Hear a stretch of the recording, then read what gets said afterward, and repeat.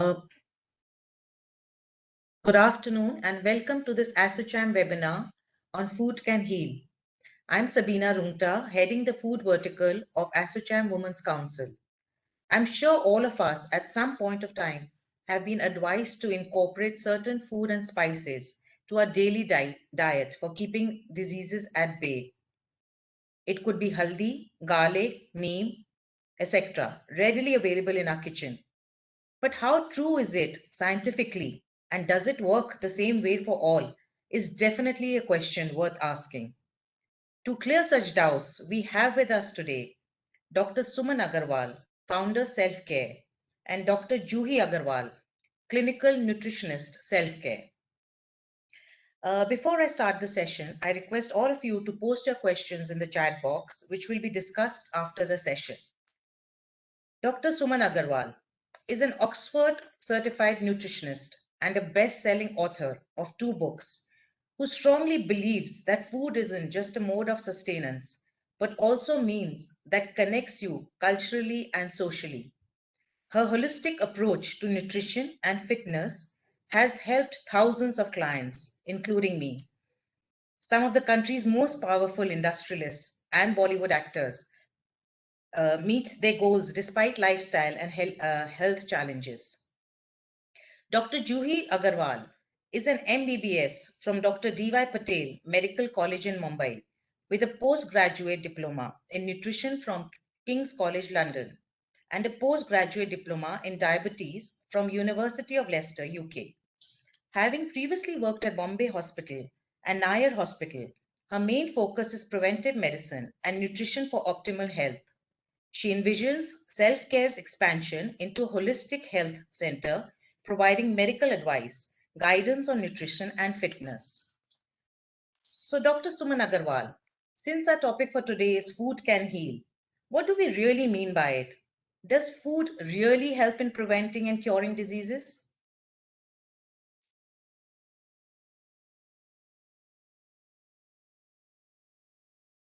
Mom, I think you're on mute.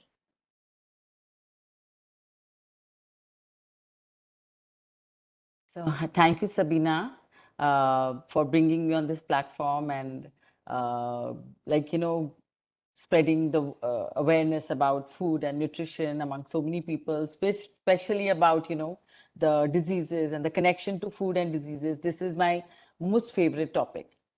So foods can heal is, of course, we are going to say foods can heal because I've seen it in last 20 years and I have done it over and over again for not only for myself and for thousands of people who come to us. And there is no a particular food which can heal. It is the combination of lifestyle, the balance in the nutrition, the exercise, the nutraceuticals, everything together contributes to whatever ailments you have. We have seen that you can alleviate, you can control, you can reverse many ailments with food and the combination. And this is what mine and Juhi's passion is, which we have. Juhi has just recently joined since 2-3 years, and I have been doing it since 17 years, and I just absolutely passionate about this subject. So here is one thing I want to tell a story, very small story. So to share that I had this burning desire when I was, say, 25, 26, that is there any combination of food or is there any particular food or is this avoidance of certain food can give you no disease at all, like forget cold and cough too. So, and I have inherited many from my family. So like there is diabetes and cancer and blood pressure and asthma, which are all genetically linked, high cholesterol, ischemic heart disease. So there is so many, being a Marwadi, so you inherit with a lot of stuff, even the genes, of course. So was there anything, and this was my burning desire, and I used to read a lot of books and uh, uh, anything about health. I used to cut out the clips and make a file of it and imbibe that into my lifestyle. And so, of course, there was a book which I started following. I thought, wow, this is the perfect book, and I can really do this. And I was feeling very energetic initially, but then I saw it was imbalanced because it was a no milk diet. They thought I mean, to have fruits till 12 o'clock. So then I did the proper course in nutrition and understood the whole balance and the science behind it. And because of following from this books and bookish knowledge and not going to an expert, I started having severe back pain and acidity, gas issues, and sciatica, low iron, unable to digest most of the proteins. There was something really wrong, although I was thin. So that was my quest. And I can tell you and I was a sickly child. I used to have cold and cough every 3 months, literally.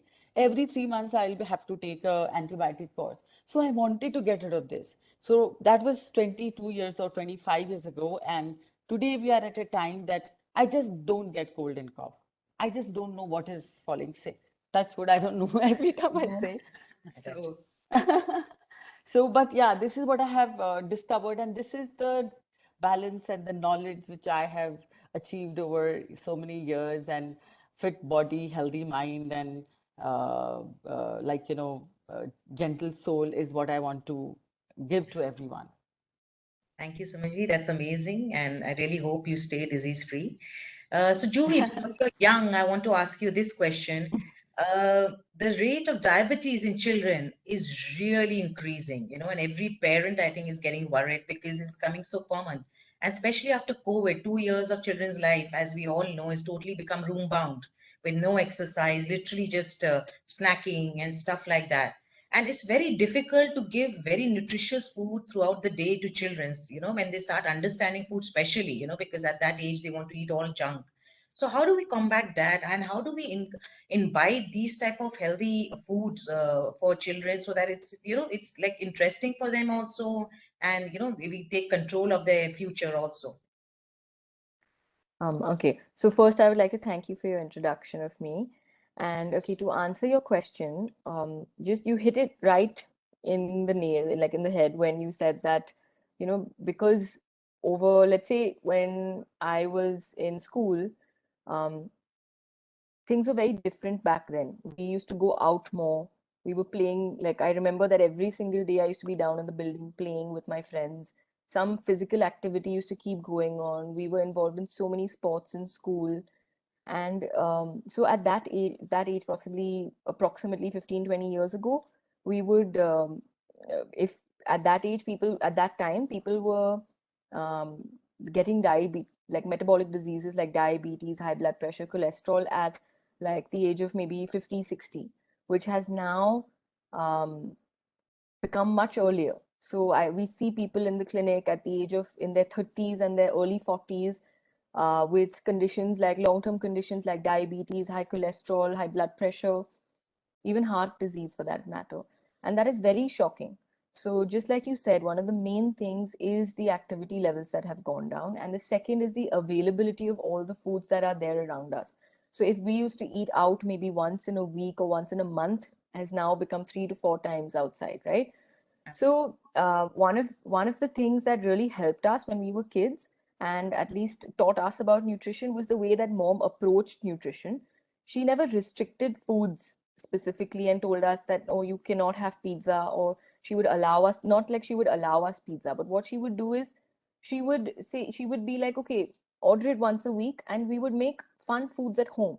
So, she's come up with a recipe book. In that, she has something as simple as like pav bhaji unjunked. So we all love pav bhaji and we all want to go outside and eat the full of butter pav bhaji with just aloo and butter. Now she, and along with pav, what she has done is made that higher protein. So she's added, suppose, moong to it, and she's made her own recipe with lesser aloo, which tastes yummy. You'll never even know. So something as simple as that, or making like a burger, which we till date eat almost like once in 2 weeks, once in a month at home instead of like only ordering from outside. And till date, I think that is the best burger as compared to any burger anywhere. So making foods at home which are fun for your child, which they enjoy, and also telling them the importance of certain foods and telling them the benefits and the risks, and then showing that to them and letting them make their own choices rather than um, like forcing them to eat certain foods or telling them not to eat some at all. I think that is a better approach, because then you grow up sort of understanding what the right food is rather than just being limited. Absolutely, I agree that. So, Manji, can I give you an advice that please teach some cooks all the recipes from your book and start a center to provide us with that. Will be convenient for all of us. Yes, I think I'm going to catch hold of you and your center. Okay, so maybe this question to both of you or either of you. I was just going through some records, and I believe South Asians are most genetically inclined towards diseases like diabetes, cholesterol, and cancer. So how does, because we all have heard that if you have it in your genes, you're going to have it, how does food really prevent it or heal it, or like it cannot be prevented, but we can definitely heal it or just keep it to the level, we get it in? Is it and because genetic, what we've always heard, every disease genetically does pass down? So, Julia, I'll start and then you can take on. Of course. Yeah. So, Sabina, it's actually a very good question which you have asked, is that whether I have every other person coming ki, okay, I have diabetes in my genes, so am I going to get it or can I prevent it? Or for cholesterol or cancer. So, and this is very, very close to my heart because as I mentioned earlier, that I have all these in my family history. And true so, like most of the Indians and many Indians, like if I see someone's genetic history to be nothing, I said, wow, this is great.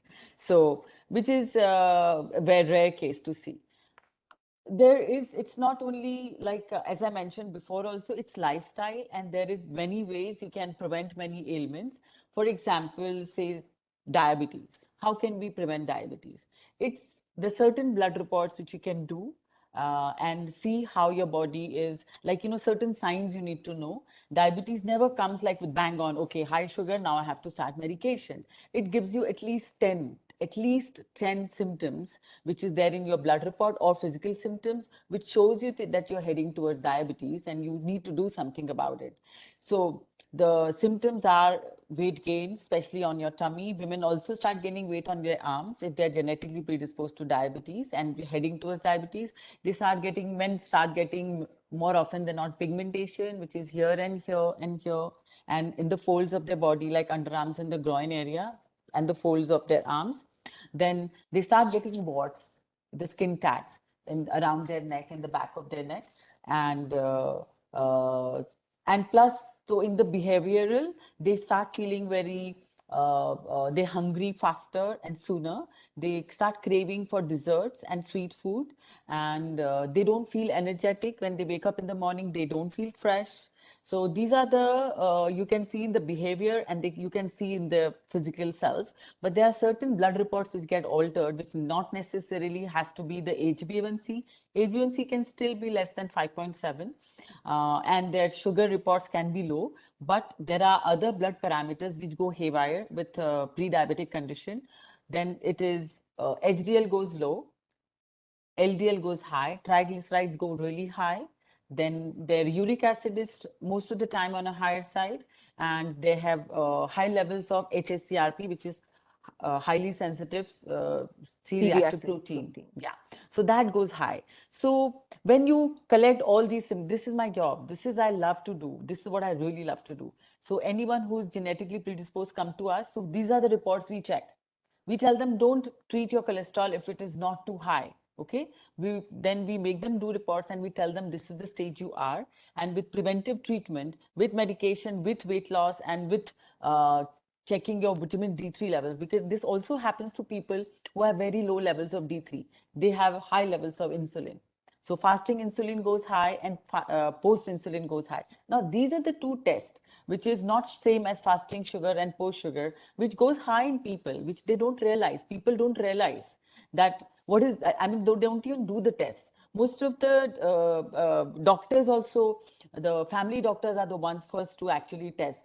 They are also not aware about these tests, which is the how much insulin is produced in your body first thing in the morning and how much insulin is produced in your body after 2 hours after a meal. It's a very important parameter. So these are the parameters which go wrong. So if you treat them preventively with right lifestyle, understanding that your body is going to be asking for dessert and making your mindset, okay, I will eat my meals regularly so that I don't have a binge on desserts and fried food, then you can manage your diabetes this way. And of course, if medication is required initially, you can start with that, but not to go the other way down. Oh, uric acid, let's target uric acid and don't check anything. Oh, high cholesterol, let's take some atorvastatin and not target the insulin. But this is the problem today. They want to only uh, treat the superficially, treat the condition superficially, not the root cause. That is about diabetes. So changing lifestyle, checking your blood reports, being aware about your condition, checking your nutraceuticals help you a lot. Getting your exercise regularly so that your body is the metabolism is high, because the pre-diabetic condition, the metabolism also drops because they are actually using their own muscle for energy, because they are not able to use the energy from the food they eat, which is the glucose, because they're insulin resistant. That means they are not able to use their glucose actively, or their cells are not able to use. So that is one thing. Now, if we take like cancer for that matter, how can we prevent cancer if you are very genetically predisposed? Of course, again, you need to do your regular checkups, and you need to meet your doctors regularly every year. Do your scans, whatever is required if you are predisposed to the same. But now about cancer, I believe in 5-prong approach. One is think. What is cancer? Basically, it is like, think about a room which has been shut for ages, and there's no sunlight and there is no oxygen in that room going. So what will happen? There'll be creepy crawlies, there'll be insects. Same thing happens to our body. We need sun and light. What is sun? Vitamin D. What is sun and light and oxygen? What is oxygen? Oxygenation by the way of exercise. So that is what is very important. People miss that. So you need to exercise regularly. You need to make sure your D3 levels are proper, and you expose yourself to good sunlight to your body, so that you can convert the vitamin D from your skin. So that is 2. Now, third is, what actually fights your body against any disease? It is the antibodies. How antibodies are made? Antibodies are made from protein. So make sure your diet has ample, not excessive amount of protein, but good amount of protein. It is very, very important to balance your protein. So protein is something, excess of it can be bad for your liver and your self and your kidneys, and less, of course, will have many other symptoms. So you need to be extremely careful about your protein intake. What we believe about protein is that your breakfast, lunch, and dinner has to be extremely well balanced with protein, fat, carbs, and fiber. So that is the protein part of your diet. Then the fourth is sleep. We always miss or not understand the importance of sleep. We believe that every root of every disease is actually insufficient sleep. Root of every mental illness is sleep. Root of you getting irritated, not being happy, happiness quotient is sleep. So sleep is the fourth one, which is extremely important for you to manage 7 to 8 hours, because of excessive amount of TV and the screen time. All our melatonin is disturbed, and then and of course, excessive Netflix watching for a lot of people, TV watching. So it is taking a bad hit. So give importance to your sleep. I wear this. We can talk about it, and you can send this link to a lot of people. Oura.com, OURA. So which tracks my sleep and makes me aware that I need to really sleep if I have not slept well. What is my REM? So regardless. So sleep is the fourth factor, which is very important, and positivity. So you need to be, the happiness quotient has to be always on a higher side. So you need to feel positive about the world and your daily routine. Take day as the way it comes. And I'm not saying that being happy is easy. It's a daily work. It's like how you exercise daily, you eat your food daily. Happiness is also has to be managed daily. You need to just focus on being like, what are the things makes you happy. So that's about the cancer. And I think Juhi can answer the next 2, 3 other disease. So I think Mom has covered most of the stuff when it comes to what the approach should be towards preventing diseases like this. But something I wanted to emphasize on when we discuss prevention of diseases is that there are 3 stages. Okay, one is where you can prevent the disease altogether. That means you do have a genetic component, or yes, and it is true, we are 7 times more likely to develop diabetes as compared to the Western population. So one is where we prevent it altogether.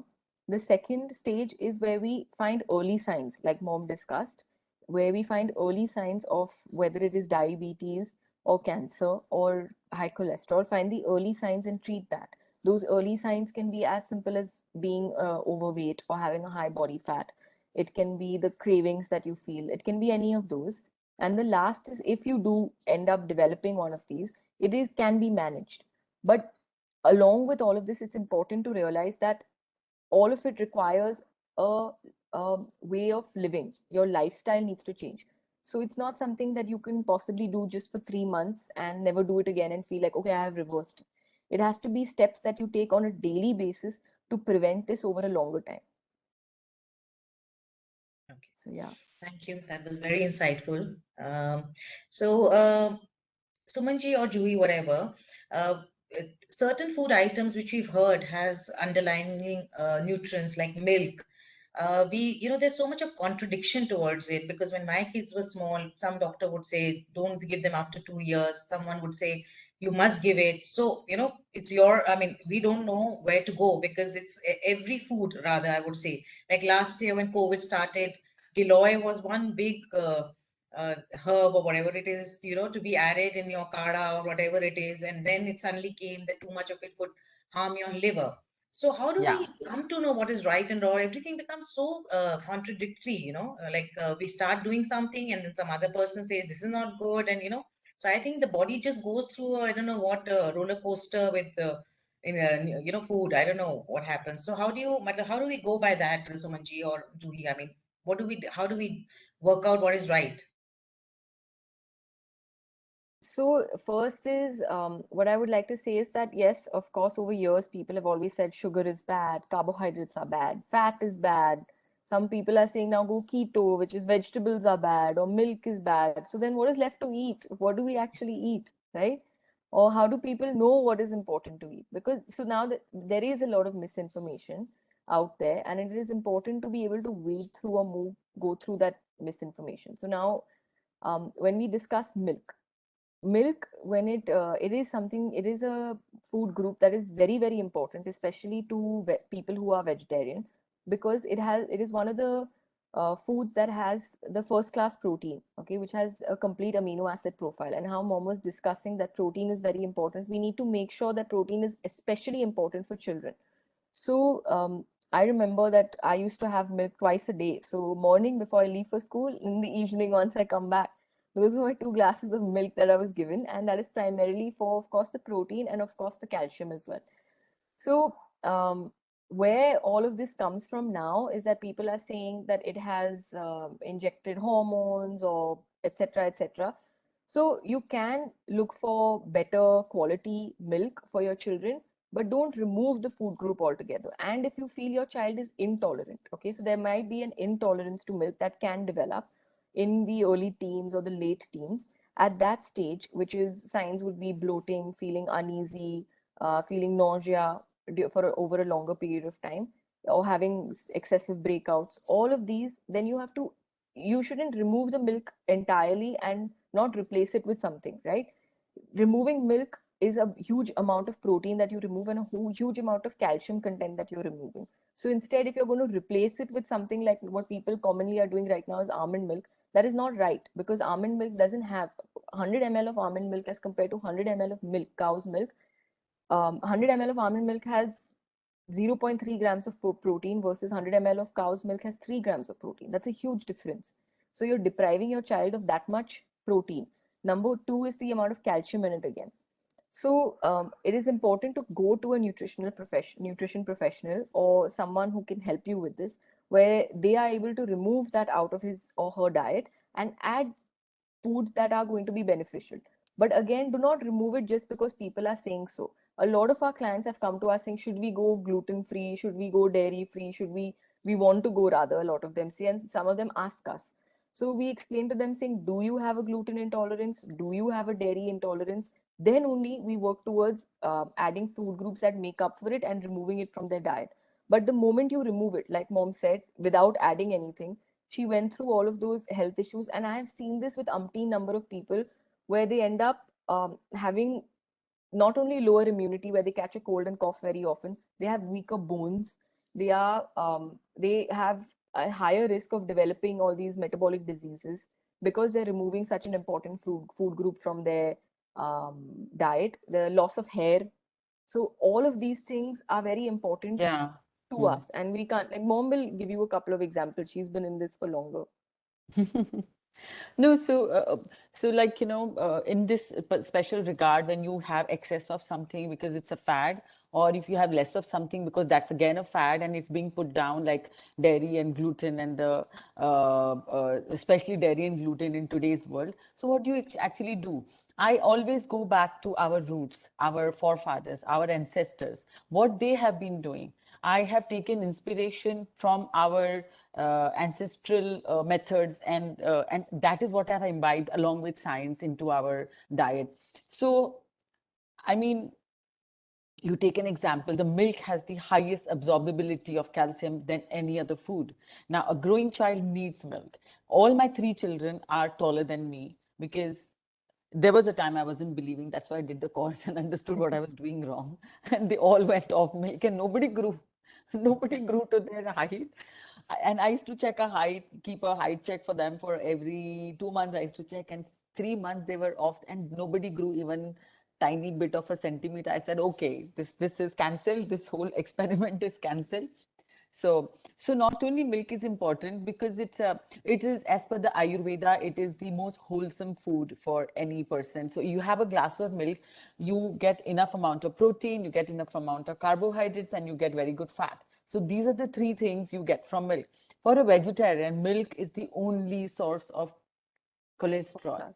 Okay. Yeah, the cholesterol is so important for us that we have, the cholesterol has been really put down by the Western world. Now they're going back. No, cholesterol is good for you. You need the cholesterol and blah, blah, blah. But our forefathers, our Ayurveda knew that milk is very, very good for you.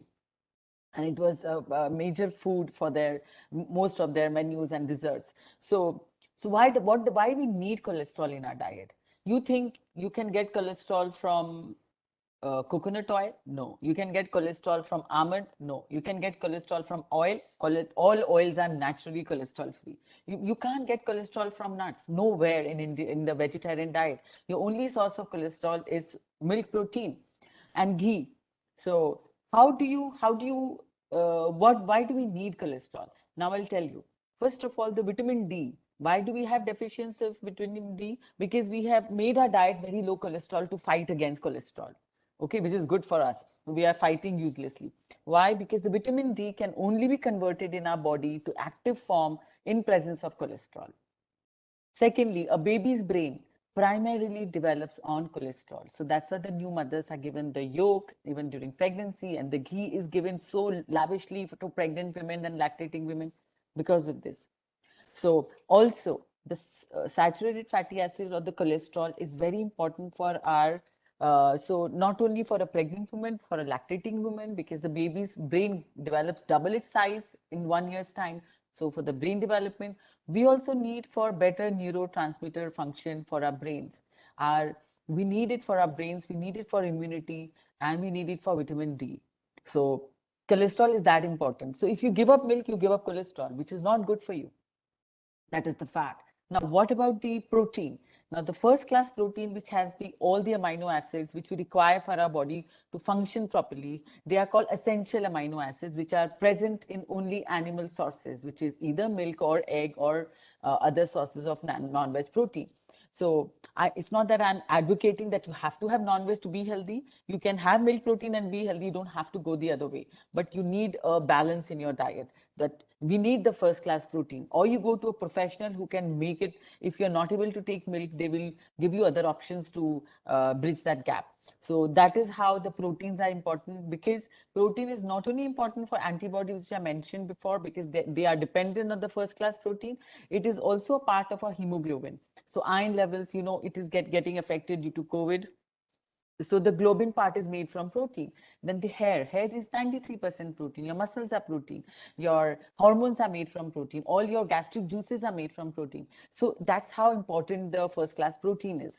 So that is the protein part. And calcium, we already spoke. So we think calcium is only required for our bones, which is a myth. Our body constantly requires calcium for our heart to beat. Your heart beats because the calcium is regularly being produced in your blood, and if you're not having from your food, then it is taking away from your bones, but heart has to run.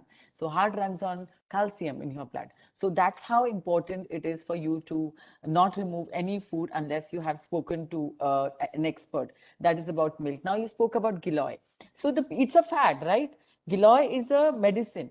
You can take it as medicine. You can't just overdose yourself. So it helps in sugar levels, it helps in immunity, but you just can't take it every day. You have to take it like medicine, like how antibodies are. Antibodies can actually make you get rid of so many diseases, right? Like if you have a bacterial infection, but you can't take antibodies every day. Antibiotics. Yeah, you can't take it every day, right? You need to take when you're sick and you need to finish the course. So you should not go towards having any food such as giloy, which is not naturally in your diet, but take it under a supervision of an Ayurvedic doctor or someone who knows about it. Not just read it on internet and those WhatsApp forwards and imbibe in your daily routine. I think, Sumanji, last year when COVID came, whatever was said, everyone did everything. So, because till today, I think no one knows what COVID is. So last year it was like, जो भी बोल रहे थे, ये लो, वो लो, everyone was just going for it, I think, So what, I mean, yeah, but it's human nature and everyone got scared. I think so, people just went. So another very interesting thing, Sumanji and Juhi, everyone talks about intermittent fasting. I grew up only being told that हर 2 घंटे में खाना है, नहीं तो acidity हो जाएगा, फिर ulcer हो जाएगा and everything. And here we are talking about 14 hours, 16 hours, 24 hours. What is it? I mean, what is it? And people are losing weight and they're saying everyone should do intermittent. And then in one hand you say that इतना देर खाली पेट रखो तो gas हो जाएगा. I mean, everything is again so confusing. And then another thing which I wanted to just add to this is these keto diets, like you're saying. There is so many types of diet, as we all know, from GM Motors to Atkins to keto to everything. So do these combat diseases or do they increase diseases? I mean, we're also confused about these diets, like intermittent becomes such a rage, but do we know what's going to happen to our body after 10 years or something like that? So I think the first thing I would like to tell everybody is that something that I've learned also from mom is that a diet that is best for you is the one that you can sustain in the long run. So Very good. so go back and think, can you sustain a keto diet in the long run? Can you sustain a GM diet? What can you sustain in the long run? That is most important. And when it comes to all of these fads, okay, this is the same thing like people saying carbs are bad, proteins are bad, this is bad, that is bad. So what you have to understand is what your requirements are and work towards those. Let's talk about keto, for example.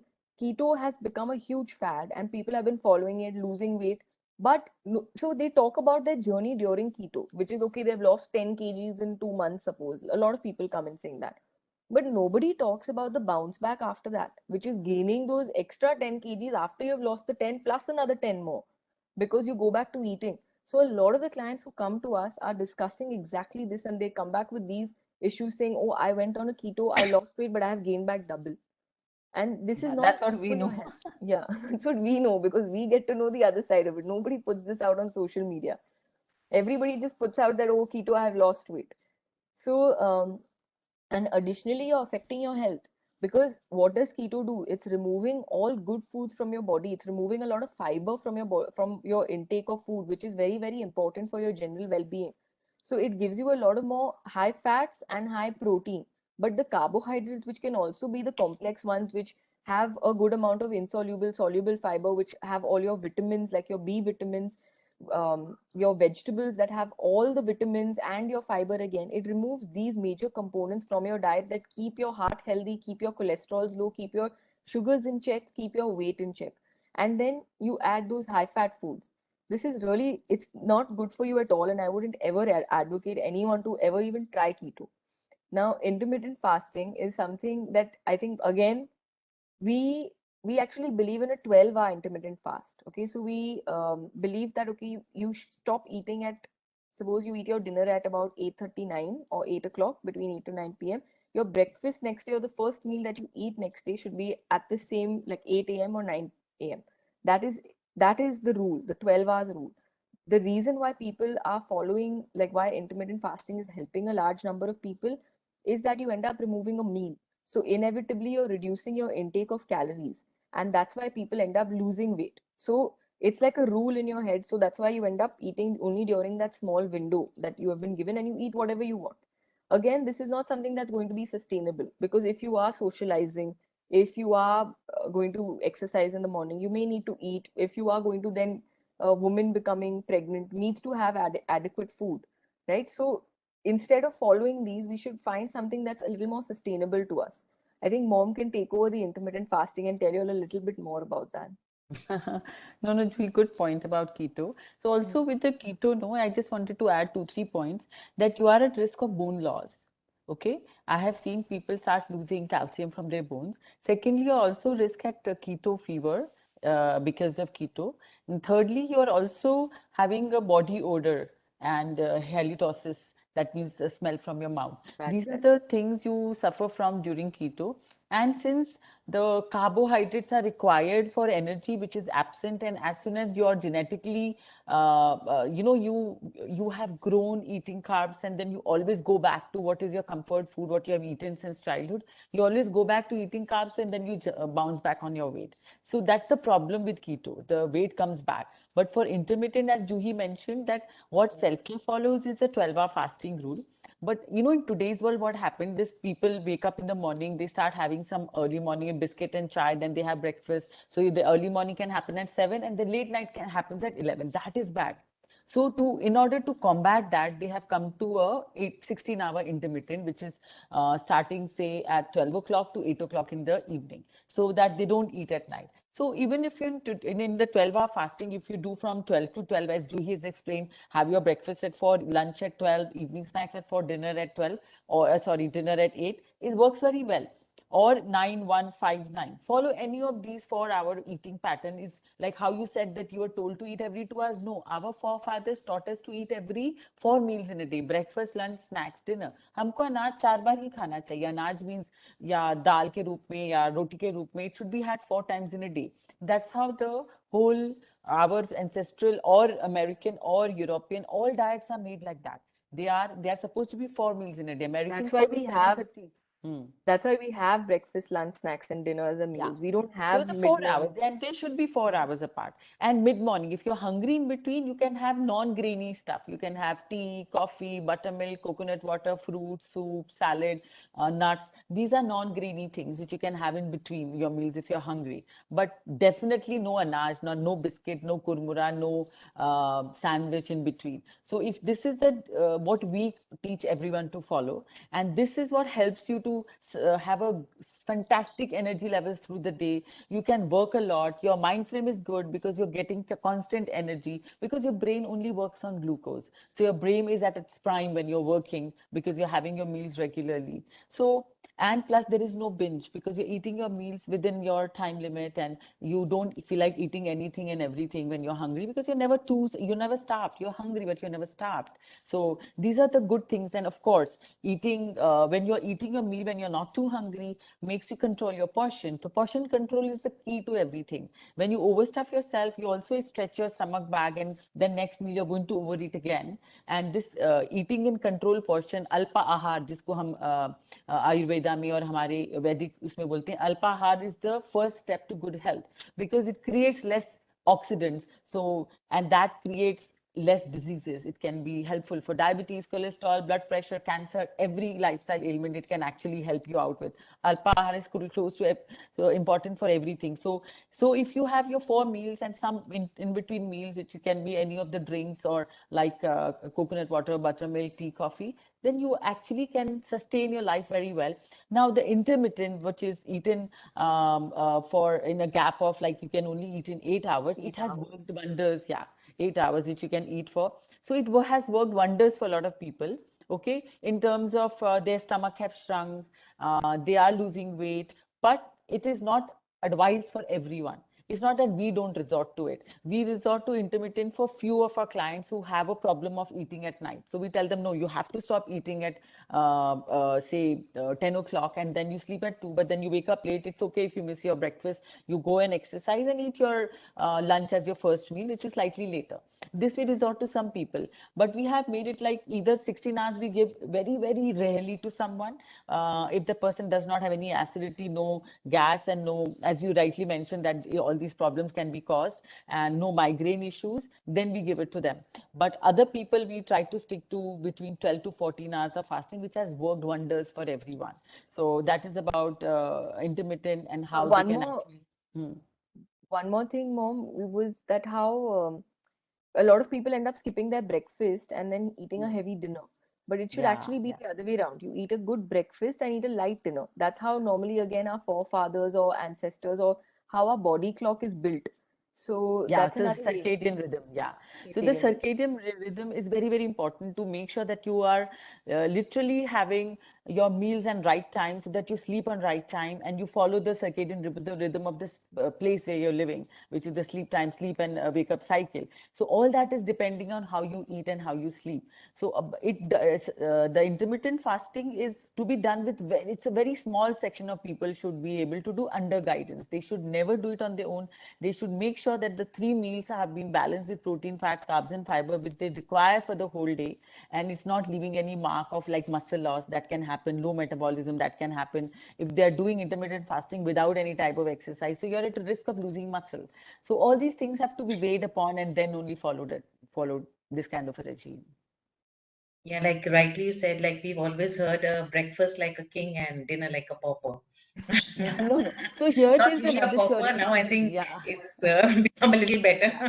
No, here And we like have a you theory. also said, Sumanji, I must compliment for your diet. It's definitely Mm. sustainable and it's very doable around the world. And I think that's why I'm stuck to you for many years because it's something which is very very easy to do, and you know your lifestyle doesn't change, and you know you maintain. Everything, you know, even because there's no extremes in it, you know, it's a very balanced diet, so that Thank you I also so totally much. Yeah. advocate, you know, totally.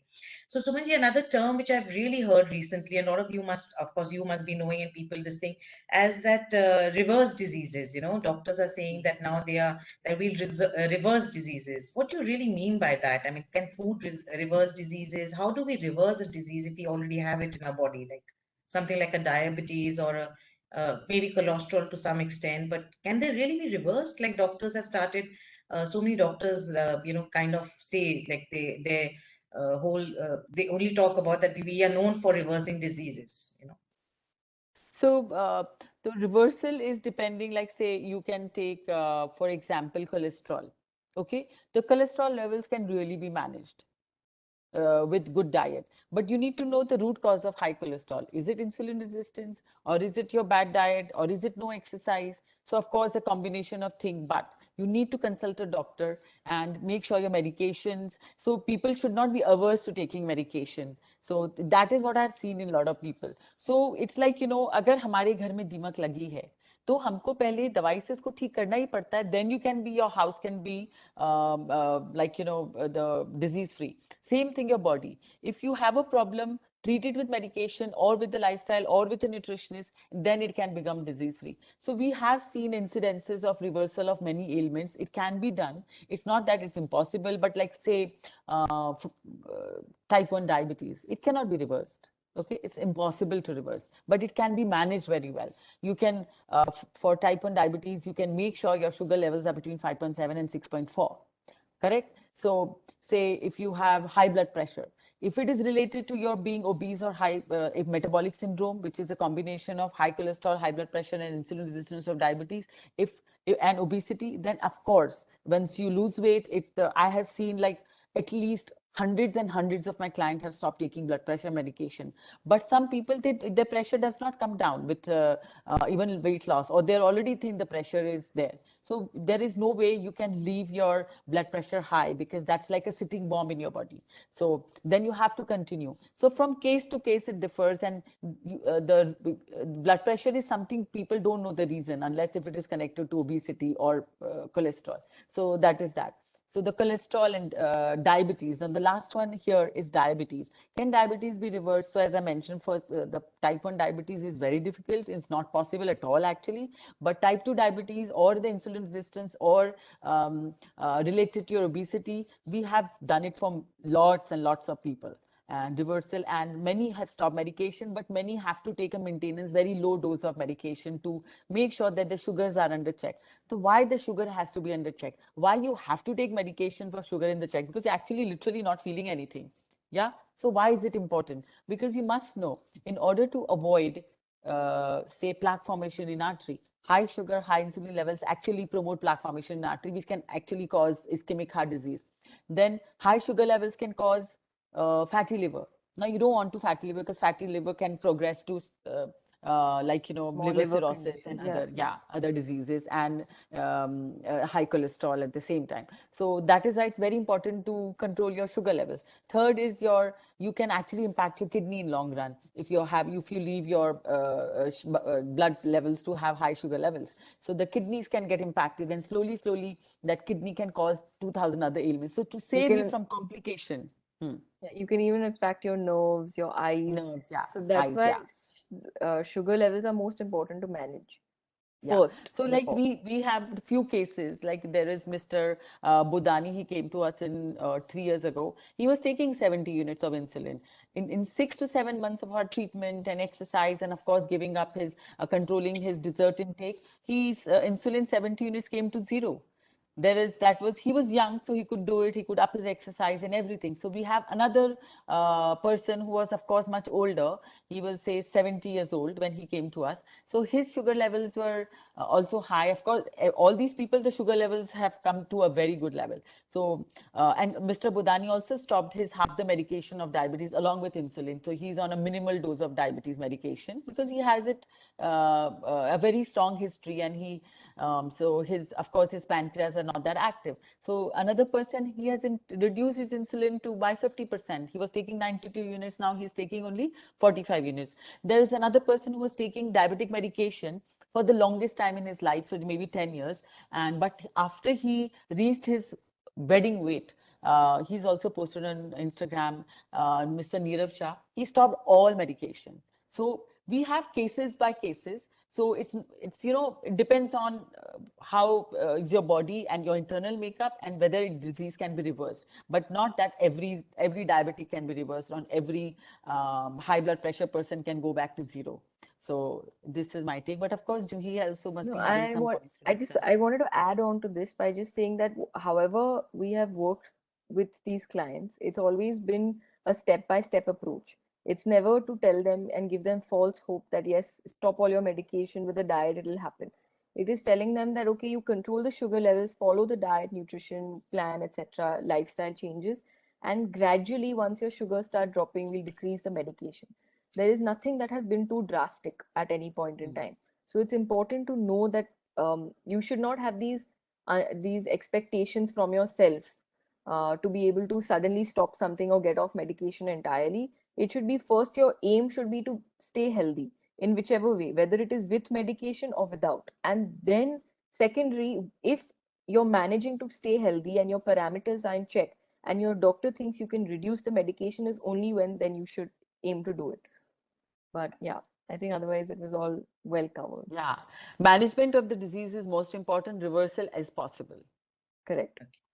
So I have a lot of questions to ask, but unfortunately we're running out of time, and I have a lot of questions from the chat box. So I'll just ask my last question. What are the 5 must-have foods one should consume daily for a healthy and disease-free life, Somaji? If we can club it to 5. So, the I think having one fistful of nuts is good, because it has good quality of minerals and quality of fat, and which is heart healthy, and it is, so one fistful is what we believe in. Having some kind of first class protein is extremely important. So like, I am a huge believer of eggs and the egg yolk. So that is very, very important for me. Eggs are actually life givers. They have choline. The yolks have choline and the good cholesterol, and they have uh, the collagen, which is good for anti-aging, and very good quality protein. So eggs are one of my favorite food. And if you're vegetarian, you can have yogurt or milk instead, or paneer for this matter.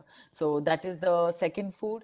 Then my next would be spices. I think very, very important for all the Indians to make sure that they don't resort to having boiled food or soups and salads, or like, grilled food. And so spices is something which has healing properties, which is whether you take haldi, whether you take lal mirchi, ajwain, jeera, all these like, long and elaichi, they all have healing properties, and they should be a part of your daily diet. And And you know, now the Western world is knowing about the importance of spices. In fact, America was discovered because of the spices, because they wanted the spices from India, and the Suez Canal route was shut down. So that's how they went to America and called it West Indies. So spices are that important. So that is the third thing. And the fourth very important food for everyone, what I would say is, of course, like um,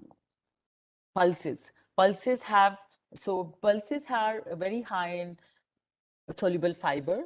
They are rich in iron, and they have something which is called a prebiotic.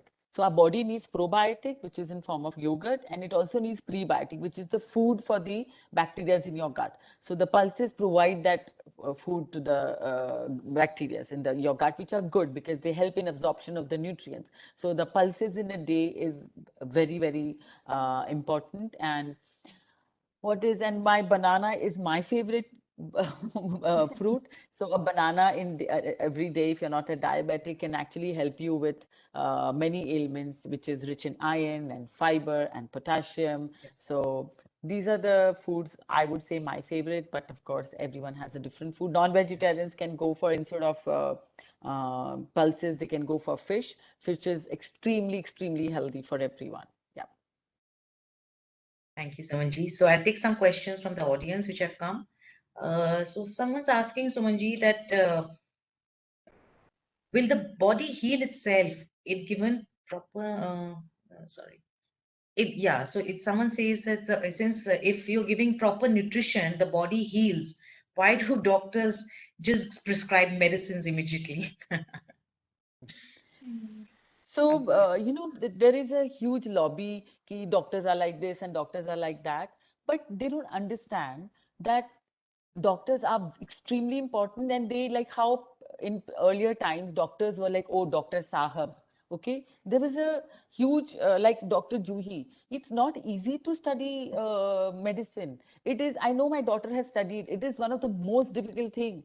It is hours and hours of studies. I haven't seen anyone studying as much as she has done in becoming a doctor. So they have a lot of knowledge. So if someone has come for a health issue, so, and if suppose there is someone has come with say stomach pain, okay, it's doctor's job to make sure the person is okay. How will you solve stomach pain without taking medication? The discomfort. So because of the advent of medicine and the science, now you don't have to suffer with stomach pain unless some, the trials of the home remedies are done, right? You can take a medication and get rid of the pain. So it's important to consult a doctor. Doctor is going to take medication. You need to respect doctor's decision. If you are trying some home remedies, you can talk to your doctor that I'm trying this home remedy, and if this along with this I'm taking this, if it works, well and good, but be in touch with your doctor. So doctor will support you for the home remedies. I know because I speak to all, we have a huge panelist like Dr. Juhi, we have Dr. Anand on our panel, we have at least 3 endocrinologists on our panel, we have another MD doctor on our panel. So we have a huge panel of doctors. We are always in talk with the doctors. How readily you use phone, which has come from science, right? Your remotes, your laptops, everything is science based. The same thing, the medicine is science based, but we have all, like, this is become a very big problem in today's mindset, that they don't respect doctors the way they should, and they think they are always trying to take a quicker route. It's not that. They have very, very important input. And of course Juhi has few things to say. I don't know whether she has, but No, I I think that's hmm. well said. The only thing I would like to add is that right now foods can heal, of course, but it also depends on what your definition of foods can heal is, right? See, right now, if tomorrow someone's going to tell you eating garlic is going to save you from cancer, that doesn't mean you eat garlic and not exercise and eat fatty foods the other time and you think that garlic will save you. It is a combination of what we have discussed today that actually Yeah, helps. So if you are yeah, able to manage your lifestyle, exercise regularly, which is oxygenation of your body, eat balanced meals, eat an adequate amount of protein, adequate amount of fiber, follow the principles that we have discussed, yes, it is possible to prevent a lot of chronic or metabolic health issues. But if you have an acute health issue, which includes a fever or includes any, suppose, loose motions, vomiting, all of that, yes, you do need medication to manage it immediately rather than going through all of that and worsening your condition, which a lot of people we have again heard do. So it's important to understand what context we're using this in before we say Yeah. that, okay, this is the only thing that's going to work. Yes. So, Sumanji, we have a few questions on our chat box, which I think we are running out of time. So we'll just send them the answers through their mail. I mean, we'll get back to you Yes. those questions, and you can take it and you can just give a reply over the mail. And so I just want to say a word of thanks for both of you. Thank you, Dr. Suman and Dr. Juhi, for such an interesting, interactive, and informative session today. I'm sure a lot of our doubts are clear. And thanks to all the webinar audience. And we have some lovely recipes from Dr. Suman's book, which we'll be sending in all your mails who have registered. And all your questions will be answered there if you have any. And their details of Sumanji's also, their phone numbers and their self-care address and everything. You can feel free to call them and talk to them anytime. Thank you, everyone. Thank you for this lovely session. Thank you, Sumanji, and thank you, Juhi. And thank you, Astra. Thank you, Sabina. Thank you, everyone, on this management. And I hope we answered your main questions, Sabina, and thank you. Yes, that was great. And I'm Great not a session. doctor, I'm just Suman Agarwal. No, Mom, you're as good as one. I swear. Okay. Okay. Thank you, Dr. Okay. Ju and Sumanji. That's better. Okay. Bye. Thank Yes, you very thank much. you. Thank you. you.